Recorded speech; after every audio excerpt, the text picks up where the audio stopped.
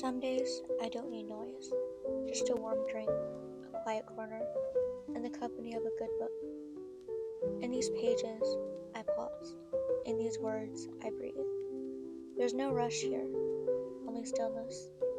A place to think, a place to write, a place to let my mind wander, my heart settle.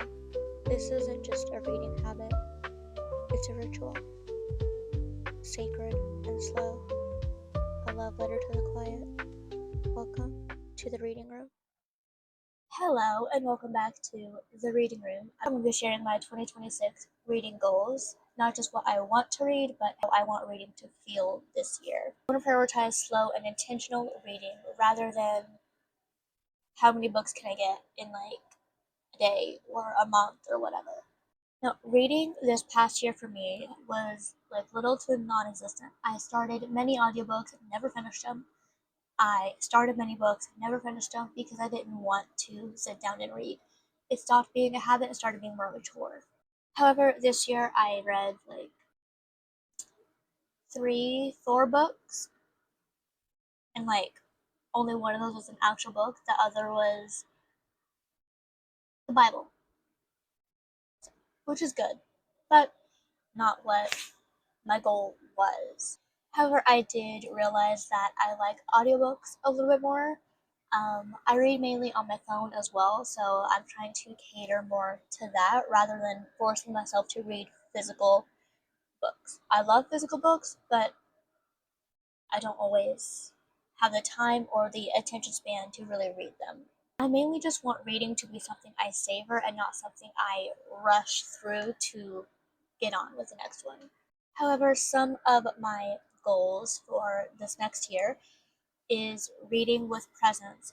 I don't want to just be flipping through the pages to flip through it and say, oh, I read this book. I want to enjoy it. I want to notice the key details in the book, even if I have to like reread it a few times. I also want to finish some of the books I started.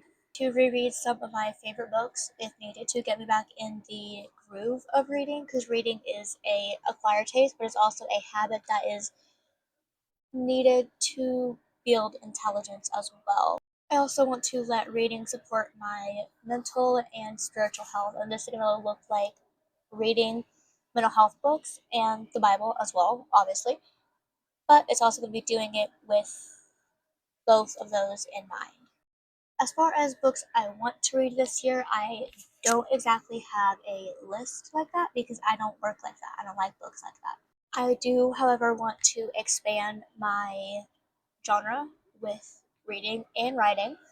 Um, Something I really want to do this next year is read more like fantasy and romance and historical fiction, maybe a few sci-fi books here and there. I highly doubt it, but it's a nice thought. Faith-based books and also self-help books as well. For instance, like Tam Core's Buy Yourself the Damn Flowers. I really want to read that book. I've had that book on my wish list for like since it came out, before it came out even. The genres I just talked about kind of help fit my season I'm currently in right now because I'm in a big transition with life, going backwards but also forward at the same time. So it's a lot of self help and improvement and pushing through. I also created a little cozy reading nook area. Not really cozy because like my dog's food and water bowl is by it, but whatever. And I really hope I can actually be in this little area more. It's in my room, so it's like right over there. But I don't use my room how I need to. I don't utilize the space. I do want to probably reach a certain page count, maybe a day or a week or a month or so. I don't know. I haven't quite figured it out yet. I'll update as I go. Reading a ritual and not a task I have to do, so this can look like reading along with someone on YouTube, doing the like cozy cabin in the woods like ambiance. I also plan to read creatively and for creative purposes, and but also just to rest and relax and kind of escape reality for a hot minute. I am not into this right now. I'm not gonna lie, I'm just not into it. So look at him. He just looks so cute. So cute. Anyway, before I go, I do want to mention that there is no right way to read. You're allowed to read slowly, quickly, stop books, start books. Reading should feel like nourishment and not a chore. And that's a wrap on today's episode of The Reading Room.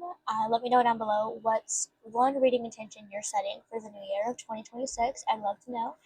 Don't forget to like, comment, share, and subscribe.